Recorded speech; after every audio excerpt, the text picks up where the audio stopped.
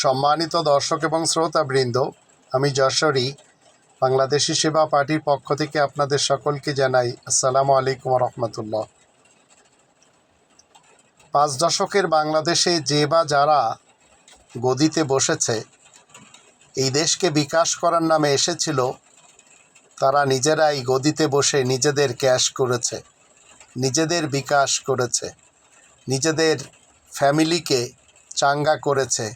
আর এই রকম দুটি ফ্যামিলি, বিএনপি মার্কা এবং আওয়ামী লীগ মার্কা, এরাই নিজেদেরকে চাঙ্গা করে নিয়েছে সামান্য কিছু গরিবদের, রক্তচোষাদেরকে সাথে নিয়ে। ডক্টর মোহাম্মদ ইউনূস স্যার যদিও সেটি চাচ্ছেন না, কিন্তু তার চারিপাশে রয়েছে শতাব্দীর শ্রেষ্ঠ মীর জাফর খ্যাত আসিফ নজরুল গংরা।